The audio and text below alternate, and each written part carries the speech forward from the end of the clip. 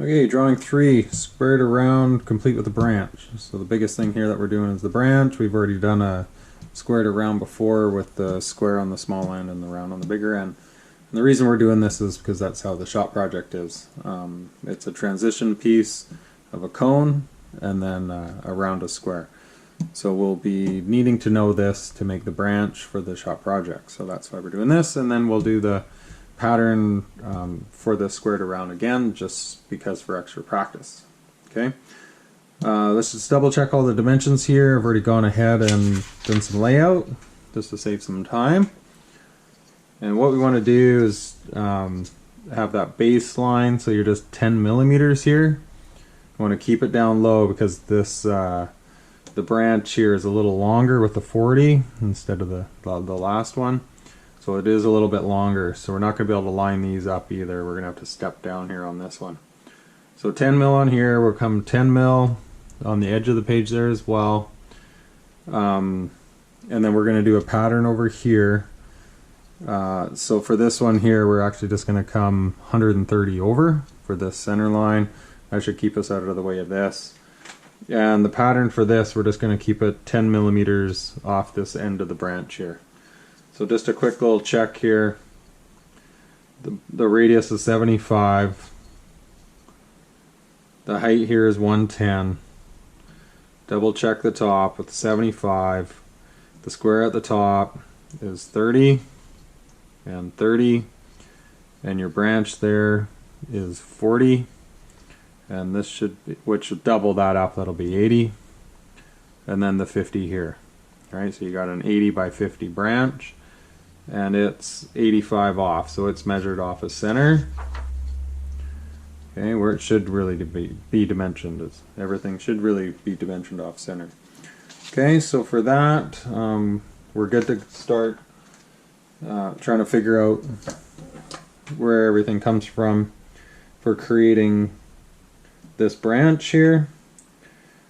So again, let's just divide this up with the two flat sections. So this will obviously squares down to round. So there'll be a flat section there, and then it's round coming up to this tip here. So let's just go ahead and divide that out. Take the radius, as we've always done since level 1. Let's make a little mark there. So we get some sort of element lines on there.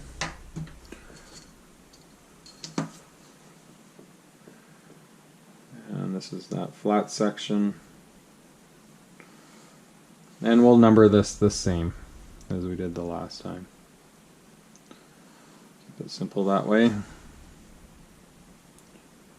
And it's going to be really similar here with this branch, the way it's built. It'll be very, very similar. And we don't do a hole pattern. You're probably wondering about that on the last one. Didn't talk about that. No hole pattern for this one. You can, but it's a little bit more difficult.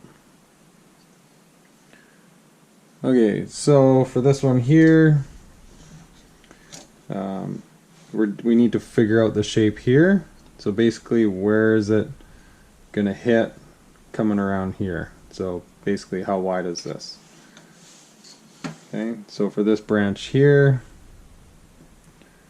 where is it going to hit? So the last time we had a flat section here, so there's a flat section. It's a little wider than the flat section. So how much wider is it?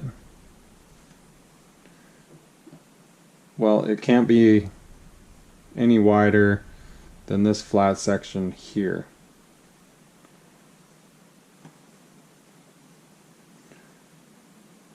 So what we're going to do is we're going to bring this right up to that straight line there. Okay. Now and then we're going to bring this up the same as we did before.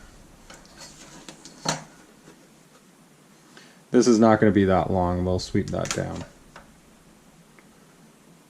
But we're just had to go to somewhere, so.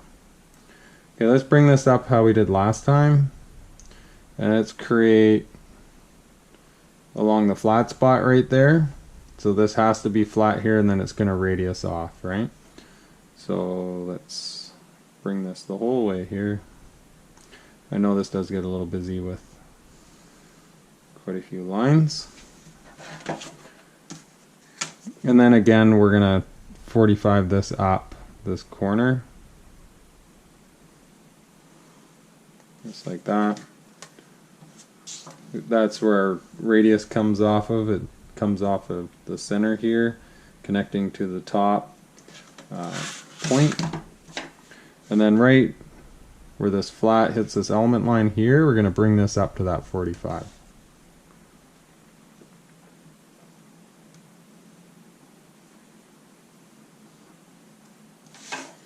Okay, just like that. Let's go ahead and grab our dividers here.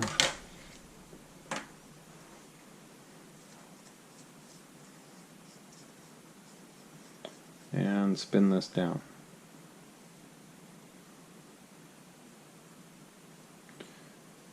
So this is going to hit right on the side there. Okay.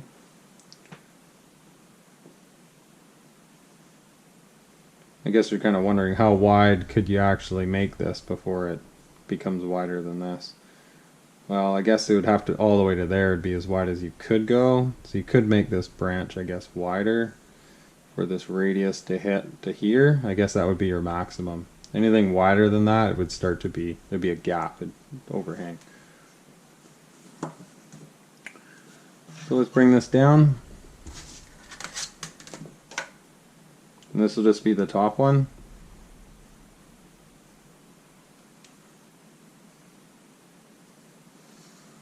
Might be just easier doing one at a time. I'm just going to bring this top one over. Okay, so there it is there. There's that one. And let's go ahead and do all the rest here to where it's hitting. So we're going to have to do this all the way down to the bottom. So we're going to have to do each one. We got a little bit of work here.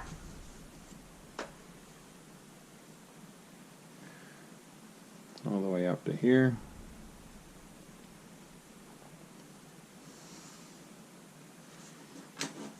And then over.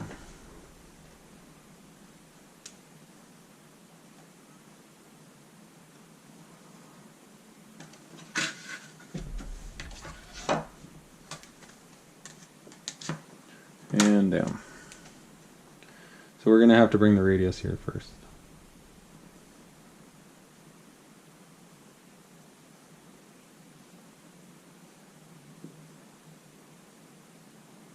There we go.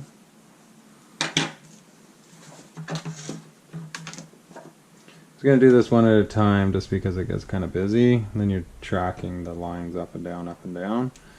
So if we're just doing it one at a time, it'd just be a little more time consuming maybe. But you don't get double vision by looking at these double lines, trying to follow them up and down the page. Okay, let's do the next one. Wash, rinse, repeat, I think they would say on this. Pretty popular saying.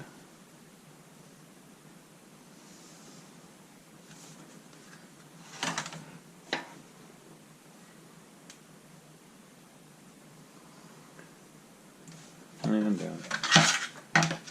The whole pattern is possible. I've done one before, just kind of on my own. I didn't really find one in a book. It was possible. I remember it taking quite a bit of work, and I'm not sure if it's really worth it by the most part. Usually we just stick the branch on up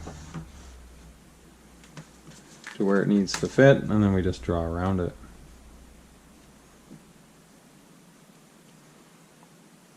But I would understand on some larger projects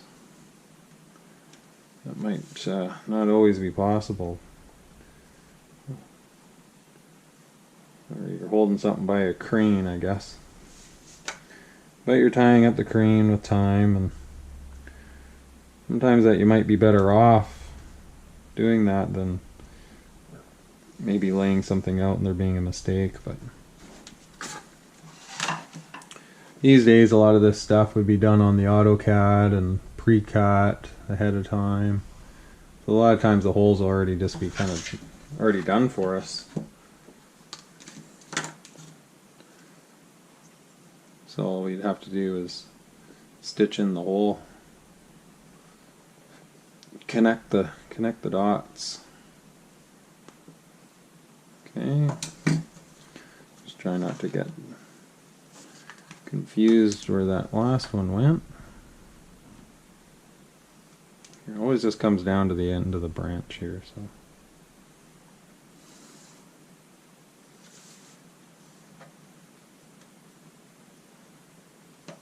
There we go. I got another couple to go here.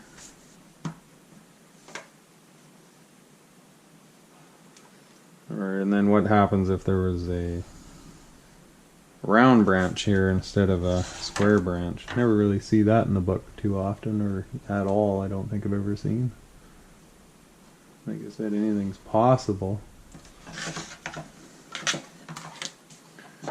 Just connecting lines together. This is just what we've got in the book here so far, so I only got so much time, I guess. Trying to do every shape and every object out there would probably be impossible.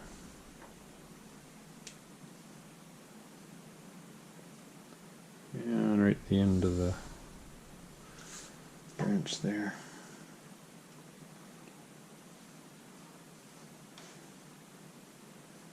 Okay, and this last one we'll bring up.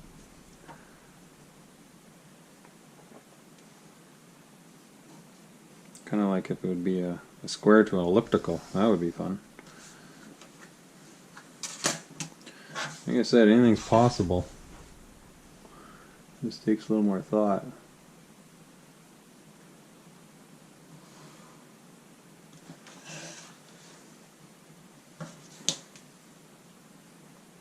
Again, maybe you adjust your dividers every time.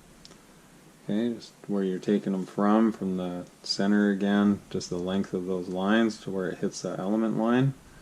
You're always just moving yourself up and bringing that down right to there. A little hard to see, I know, on the TV there. Bigger the TV, the better.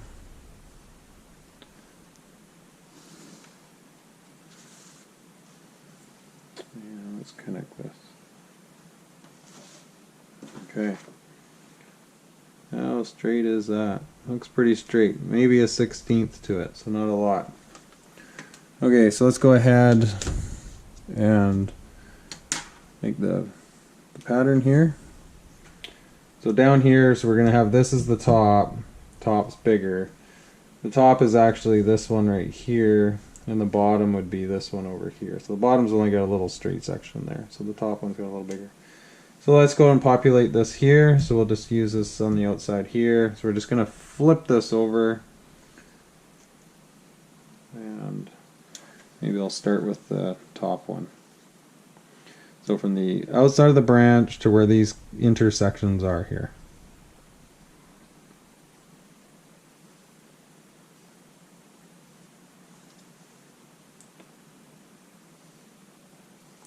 Maybe I should, did I talk about the 10 mil off, 10 mil up on the baseline. We're 50, 40, which is the 80 here. We're 50, and then another 80 here. So I think that's all you need to know for that. So it's 260 overall, and then these will be our center lines here.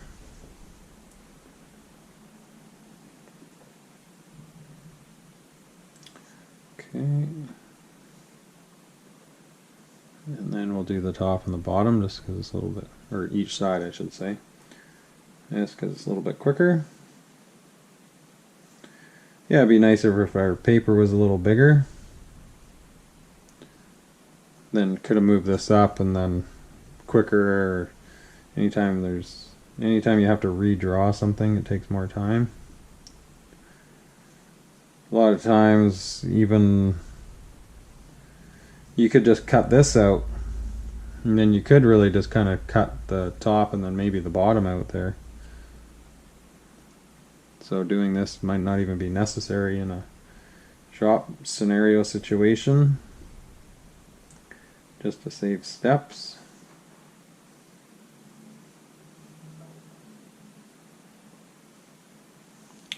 We'll do this and then we'll get the top and the bottom. Pretty similar how we did it last time. Just trying to find that radius there. Okay, so let's fill in the... Didn't get a complete finish this line all the way up. Okay. We're flipping that over, so we need to know the distance from there to there so we can figure out the distance there. So that looks pretty much 20. We'll go with that. And then how far is it off? 7. So let's bring this down. Up and down. Just need to go up 7 on each one.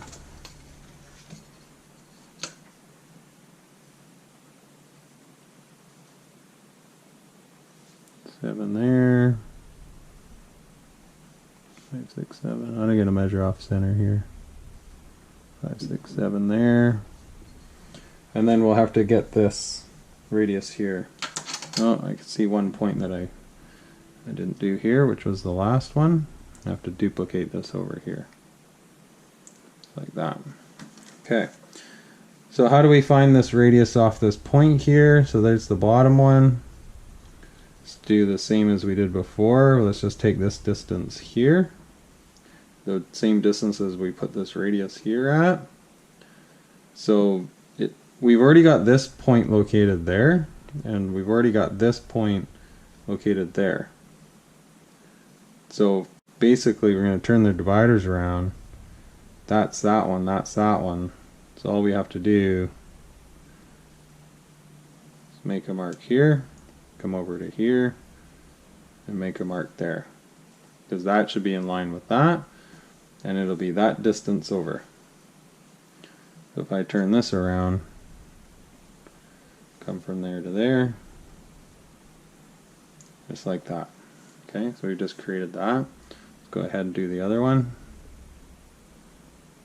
You can always measure or bring this line through, and you can always measure from there to there, which would be there from there to there. But that's a lot of extra measuring.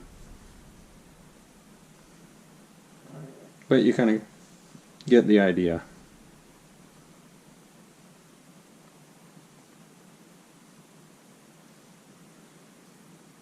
Okay, and let's do the same over here. So we need this distance. So the distance, the edge of the branch to where, right here, where it hits. So may as well take it off of here. We could have done this for the bottom as well. Could have got the 20 from here. And then for this one here, looks like 40. Double. Alright, so we're going to put 40 here. Like that.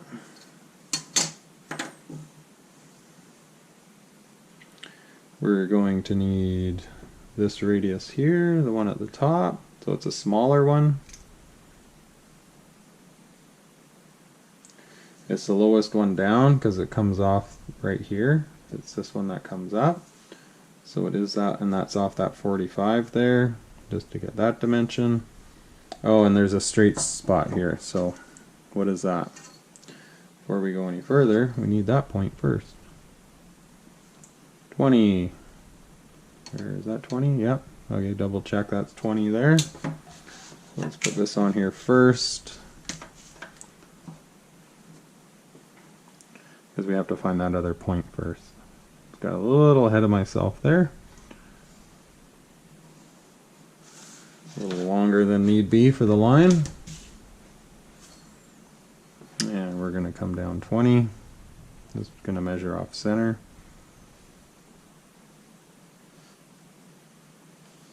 and 20 for the other side here. There we go. Still got my dividers set. Gonna double check this dimension. Yep. I'm gonna come off this point here. Come off that point that we just created. And same with the other side. Over here and here. Flip that around. Come off that where you just made that intersection. And then right into there. Same with this one. Right from there to there. Just make sure it lines up. If you're a little bit off, just readjust a little bit. It's not a perfect world, so always try to fair everything in. And then just with the snake there. This does have a 1/16 curve on it. So we're just going to snake this one in here. It's almost straight, I know. Might look straight to some of you, but it does have just a little bit of a curve to it. There we go for that one. And this one.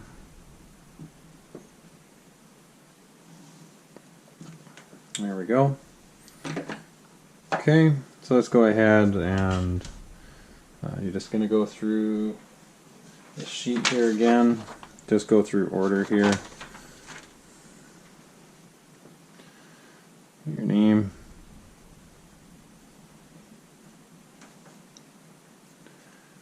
Put the date there today. Project name. Branch.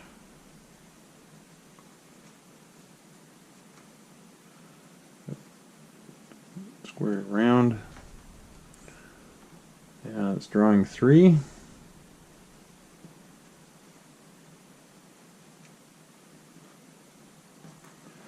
And this one here is a full pattern.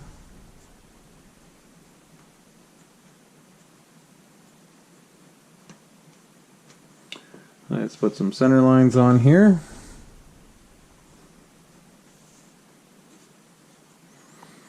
And we'll go ahead and put some bend lines on here. Same with the last one. Probably cut this in half. Do 2 bends. Be 2 little L's going together. And we'll just put a 90 on these. Like that. And we need bend lines and shear lines, so we'll just shearing here. We'll have to burn that one. Burn that one. And that one and this one. And I got a shear there, and there. Okay, so it's ready to cut out and do as be. Got to be, when we get to the shop project, just concerning about drawing the outside of the piece of material to where it hits on the outside. So we've got to think about material thicknesses, so we always have to go to the outside when we're doing an outside pattern fit up like that. Okay, so we're going to go ahead and do this. We're going to use the true length diagram. We're just going to use coming off of this height here. So there's the true height here, nothing sloping. We're going to go 1, 2, 1, and again we're just going to go A, B, B, and A. So all we really need is A2 and B2. And then we'll get the A1 off of this slope here, because that's a tree length. So let's pick up the A2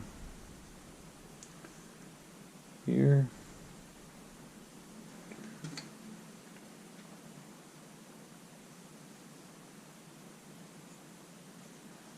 And the B2 is a bit shorter.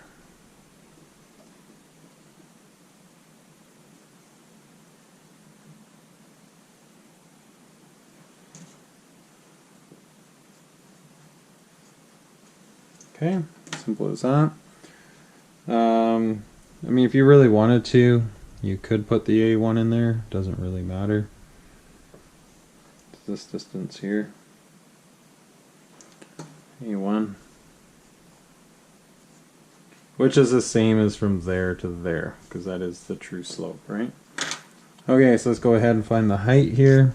or the true length, I should say. This is the true length diagram that we just built. Just trying to save a little bit of space on the page, obviously. So there's our height there. It's going to go from down below, so we'll go with A down here, 1 up top, like that. Need to draw a line, and it'll be this distance. So I think that was 30. Double check that. That should do it. My ruler. Yep, it's 30 and 30. So if it was a rectangle, then you just have to deal with the rectangle. Still, everything is exactly the same.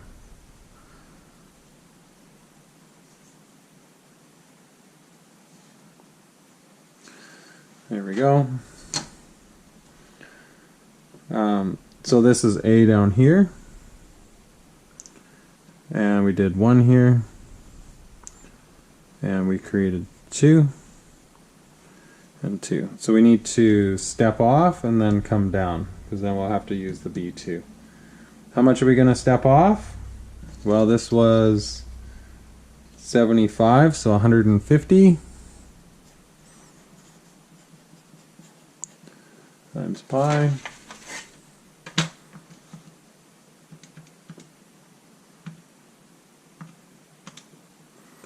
$471.2, and we'll divide that by 12,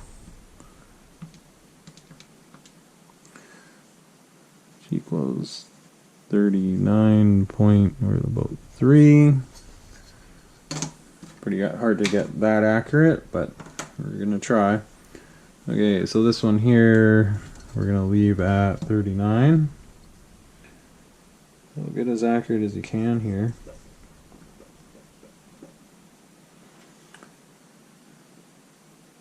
Just below 40.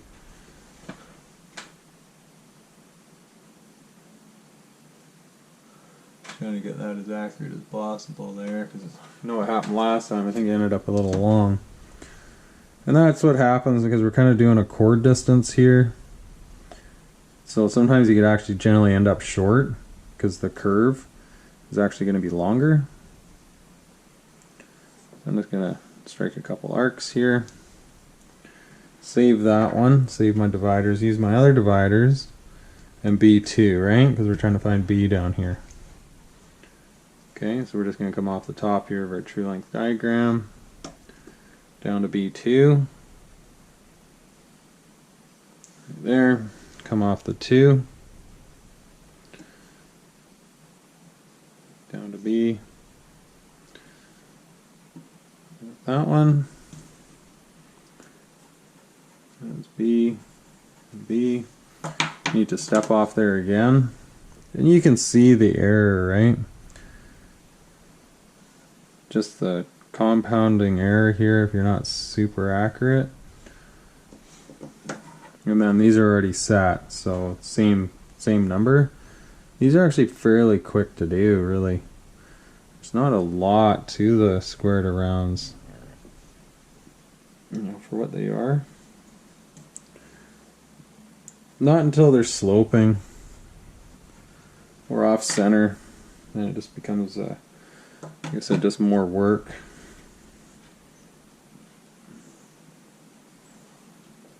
Okay, last one we'll get the A out here, and then we'll get the little wings on. Okay, so we'll have to use the A2, so we need to adjust on this one. This one's just a little longer. A2 there. Again, this is just coming off the 2, then down to that A. And the 2, down to the A. Okay, the little wings. So 30.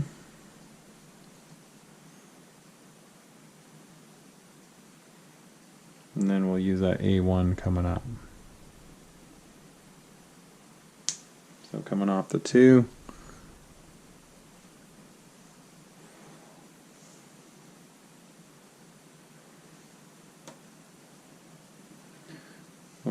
construction lines a little bigger than need be.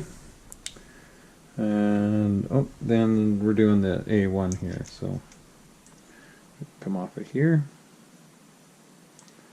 to the top, and again this A1 will be the same as this slope over here, just like that. Come over to the A, come up and find number 1 there. This will turn into the 1, like that. We're going to use the square. This should be square, or it needs to be square. And we're just going to square this up. And then we'll use the same little trick we did on the last one with double checking it with a radius.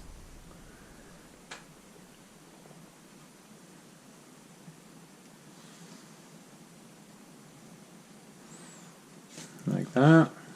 And then as long as these are on center here, square across, you can check that, I guess, with the T-square here. Looks pretty good coming across, that's a good thing. Same with A's over here. You can check that A lines up with A, which it does. And then you can bring this up.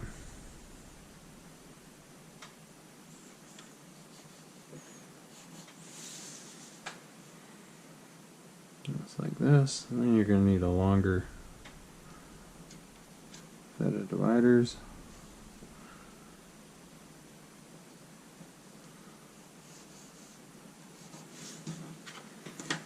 And I'll have to do a rebuild here. Take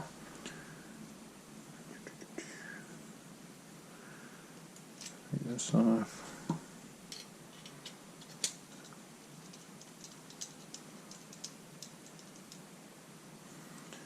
Put this on.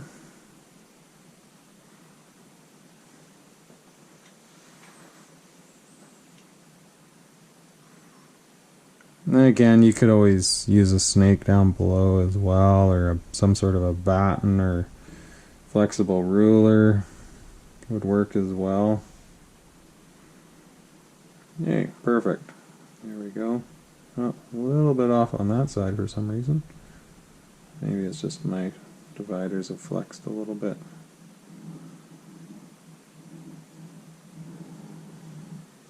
There we go. Something like that. Looks pretty close. Okay, let's draw up here.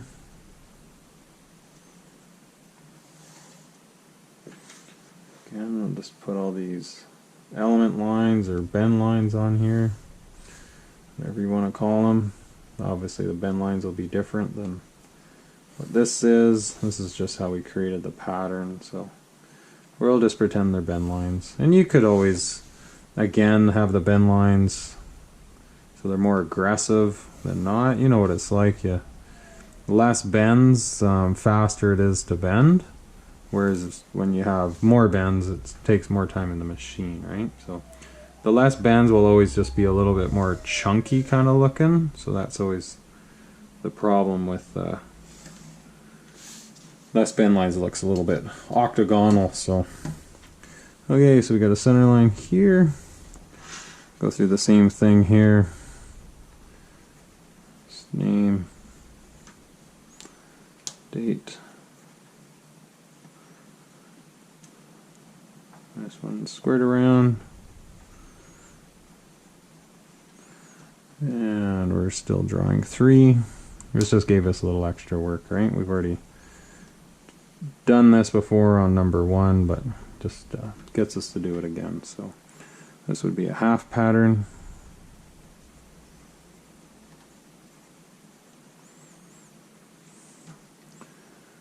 Got some bend lines here.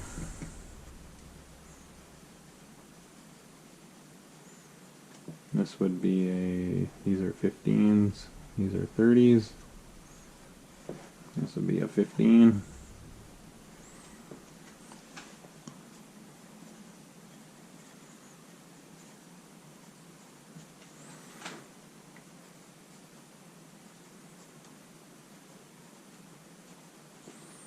May as well fill everything in here.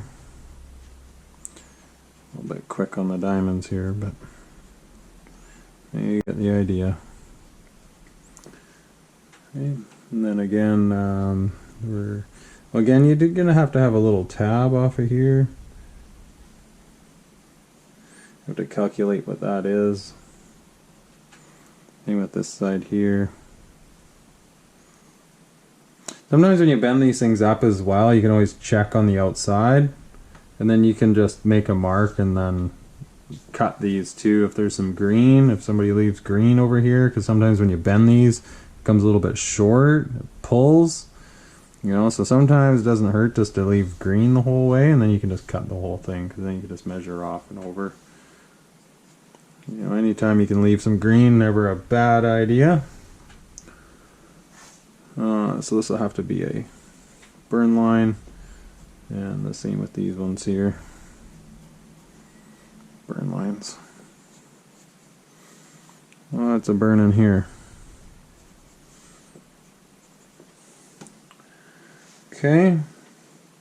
Like I said, all mine's done the same darkness. Might be a little messy just because I'm pretty far away from the page. But again, you can just check this here with this here. And then the little part up top here. Mine was just inside out. I'd have to flip that around on the window. So that's that one. And then your, where's the other one here? Here it is. Then there you go with that. And you can just double check those. Okay, there's number 3. Alright, good luck.